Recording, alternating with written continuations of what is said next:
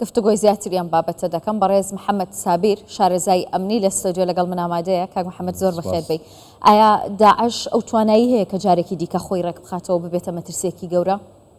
بەڵێ سپاس. من بە بۆچوونی من وەکو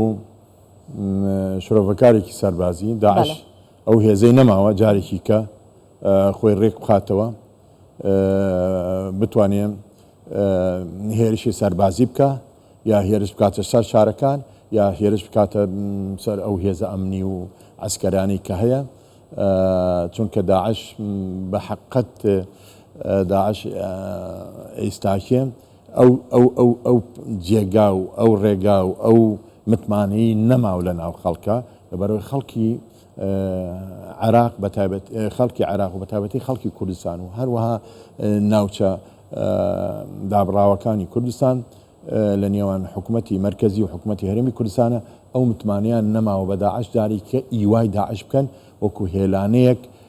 هاوکاری بکەن لەبەرەوەی داعش جێگا و ڕێگای نەماوە ئەتوانم بڵم نە لە کوردستان و نە لە عێراق و ئەو هێز و قووەتە و تەکنۆلۆژی و عسکەری هەیە جاری کێ بتوانێت عرض بگرێ یا منطقەیە بگرێ یا شارێ بگرێ چکم بە زووترین کات لە دەستی ئەسێنرێتەوە و زەرمەندیشە بێت. ئەمە بەراورد بە چالاکیەکانی پێشویان لە کاتی سەرهەڵدانیان ئەمە دەڵێیت یاخود هەر لە ڕاستیە ئەمانە وەکو گروپی بچووک بچووکیش ناتوانن وەڵاهی ئەمانە وەکو گروپی بچووک بچووک ئەمانە کۆمەڵی خەڵکی لادەرن لە یاسا، کۆمەڵی خەڵکی تیرۆریستن، کۆمەڵی خەڵکی ناگوزێنە لەگەڵ مرۆڤ و لەگەڵ مرۆڤایەتیە و بەتایبەتی لەگەڵ ئەتوانم بڵێم خەڵکانێکی شارستانیە جا لەبەرەوە ئەمانە متەمەڕدن کە تەمەڕود دەکەن چەند کەسێک گروپات یەکتری ئەگرن لەژێر مەسەرەن ئاڵای عەقیدەیەک لەسەر ئاڵای ئەوەیەک مەسەرەن یەک دەگرنەوە هەست دەسن بە کۆمەڵێ چالاکی سەربازی تەنها مەسەلەکە شێواندنە هیچ شتێکی کە نییە بەدا عەجارێکی کە ناتوانێت ئەو هێز و قووەتەی نییە بتوانێت شارەکان بگرێ یا بتوانێت عەردێ بگرێ یا بتوانێت مقاومەی سوپای عێراق و هێزی پێشمەرگە بکات. باشە بەڵام لە هەمان کاتدا ئێستا جموجۆڵەکانیان زیادی کردووە، کردەوە تیرۆریستیەکانیان زیادی کردووە، هێرش دەکەنە سەر سوپای عێراق هەندێک جار. ئەمانە سوودیان لە چی وەرگرتووە؟ ئایا ئەو بۆشاییە ئەمنیەی کە لە نێوان هێزی پێشمەرگە و سوپای عێراق هەیە بۆتە هۆی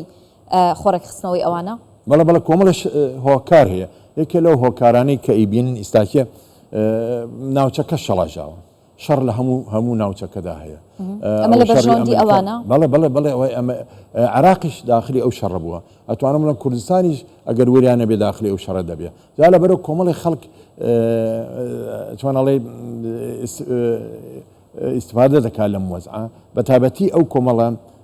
تیرۆریستەی داعش هەوڵەدەن زیاتر ئەم کێشانە زیاتر بێ بوو ئەوەی زیاتر بتوانن یعنی چۆن استفادە بکەن لەو کێشانەی کە لەگەڵ لەناو عێراق و لەناو کوردستانە هەیە و کە ئەوانە مەشغوڵن زیاتر بە مەسائلی ئەو شەڕی کە ئیستاکێ چۆنەڵێ هەموو ناوچەکەی گردوێتەوە. بە بۆچوونی من هەروەها ئیستفادەیان کردووە لەوەی کە تا ئێستا کێشەی هەرێمی کوردستان و کێشەی حکوومەتی مرکزی لە بەغدا چارەسەر نەبووە بۆی بتوانن ئەو بۆشای ئەمنیانە پڕکەنەوە وەکووە بینن لە کەرکووک بەتایبەتی لە کەرکووک هەروەها ئەتوانم بڵێم باشووری کەرکووک هەروەها لە باشووری کەرکووک هەروەها ڕۆژهەڵاتی کەرکووک ڕۆژئاوای کەرکووکی ئەم چالاکیانی داعش هەندای بین لێرە لەوێ چالاکی دەکەن بەهۆی ئەوەی کە ئیسفادیان لەو تەزاریز و لەو عەردە و لەو بۆشایەی کردووە کە نە کوردستان مەسئولە لێی وەنە لە عێراقش مەسئولە لێی. جا لەبەرەوە ئەمە تەنها چارەسەرەکەی ئەوەیە حکوومەتی هەرێمی کوردستان بە هەماهەنگی لەگەڵ حکوومەتی مرکزی بتوانن هێزێکی تایبەت دروستکەن بۆ ئەو ناوچە. باشە هێزەکە دەمێکە دروست کراوە کاک محەممەد، هێزەکە دەمێکە دروست کراوە لیوا هاوبەشەکان بەڵام هەتا ئێستا دەست بەکار نەبوون. ئایا بەڕاستی حکوومەتی عێراق ناوێت داعش بن بڕکات؟ ناوێت ئەو مەترسیە لەو ناوە کۆتایی پێبێت؟ وەڵام من بە بۆچوونی من ئەمە مۆزوع ئەوە نیە، مۆزوع متمانیە. تا ئێستا حکوومەتێکی مرکزی بەهێزی بە قووەت لە بەغدا دروست نەبووە، حکوومەتێک بێت کە خاوەنی ئیرادە و خاوەن و سیادە و خاوەنی قەراری سیاسی و عسکەری خۆی بێ بە قووەت نەبووە و دروست نەبووە و هەروەها دانانی ئەو کابینانیش کە دروستە بێ کابینەی حیزبیە کابینە حیزبیەکانیش زیاتر نییە لە شێر کاریگەری حیزبەکانن و حیزبەکان ژێر کارگەری دەوڵەتە ئەقلیمیەکانن جا لەبەرەوە متمانە نییە متمانە ئەو متمانەیە دروست نەبووە بتوانن قووەتێکی وا دروستکەن هەماهەنگی بکەن لەگەڵ هەرێمی کوردستانە بۆ ئەوی بتوانن چارەسەری ئەو کێشانە بکەن لەو خاڵانی باست کرد هیچ پەیوەندی بەوە هەیە کە بەڕاستی سوپای عێراق ناوێت جارێکی تر هێزی پێشمەرگە بچێتەوە ئەو ناوچانە واللهی بە بۆچوونی من بڵێ ئەوە بیر و باوەڕە ئەوە بیر و باوەڕێکی شۆڤێنیە عنسوریە داگیرکەریە کە ئەیانەوێت ئەو ناوچانە ناوچەی کوردستانین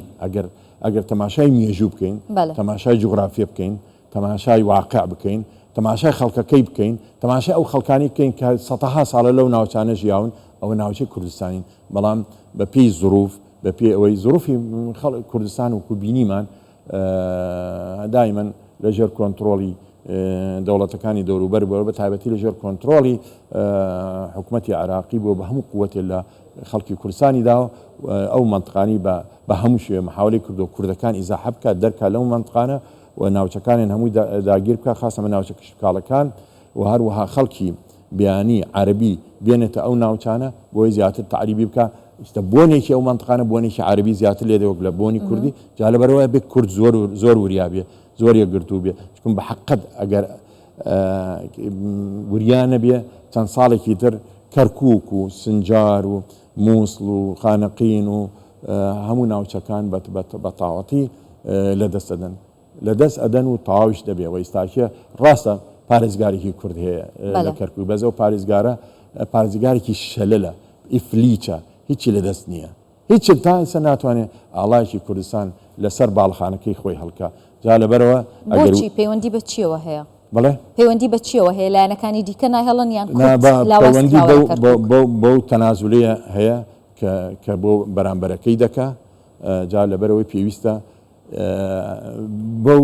ناهەماهەنگی کە لەگەڵ لایەنەکانی ترا هەیەی جا لەبەرەوە پێکەوە نین بە تەنها تەماشاکە دەستخەن ناودەستی دوژمنانی کورد بۆ ئەوەی تەنها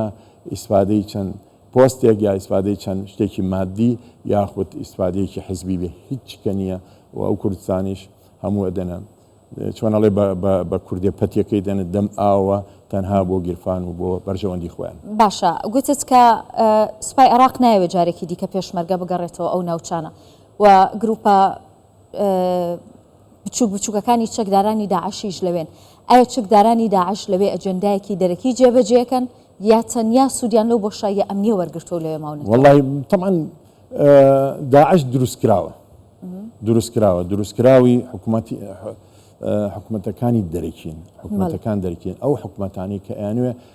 هەموو کاتێ بشێوی و کێشە و مەشاکل لەناو عێراقدا هەبێ و بۆی عێراقێکی چۆنەڵێ سقامگیر نەبێ بۆ ئەوەی خەڵکی عێراق دایمەن لە کێشە و مەشاکل دابێن ئەو دروستکراوی داعشی دروستکرای ئەوانن بۆ ئەوی ئەوانە زیاتر ئەو دەوڵەتانە زیاتر هێز و قووەتی خۆیان لە عێراقدا هەبێ بۆ ئەوی بتوانن زیاتر ئەو سەرواتۆ ئەو ئیقتصادە و ئەوەی هەیە لە عێراقدا کۆنتترۆل بکەن لە بەرژەوەندی خۆیان بە بۆچوونی من وجودی داعش بە وجودی دەوڵەتە ئەقلیمیەکانە هاوکاری دەکرێن لێرە و لەوێ بەڵام من جارێکی کە دەڵێم داعش بە هیچ شێوەیەک سەرهەڵ ناداتەوە و ئەو مەفرەزانش بە ئاسانی چارەسەرەکرێ و هیچ کێشەیەکیش ئەگەر هەمانگەیەکی بچووک هەبێ لە نێوان هەرێمی کوردستان و لەوان حکوومەتی مەرکەزی ئەوانە بە تەواوەتی هەر نامێنن لە مەنتیقەکە. پێتان وایە ئیدارەی ئێستای کەرکووک کە کوردە و پارێزگارەکەی کوردە بتوانن ڕێخۆشکەر بن بۆ ئەو هەماهەنگی باسیەکەی چاوەکو داعش لەو ناوچانە دوورکەنەوە؟ من بە بۆچوونی من ئیداری کەرکووک ئیدارێکی ئیفلیچە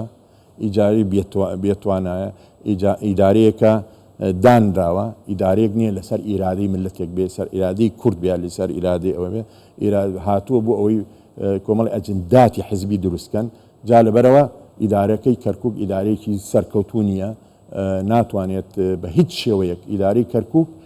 کێشەی کەرکووک و کێشەی ناوچە دابراوەکان و کێشەی ئەو چەند گروپە سەر لێشەوەی داعشی چارەسەرکە. زۆر سپاس دەکەم بەڕێز محەممەد سابر شارەزای سەربازی زۆر بەخێر بێ دەستخۆش.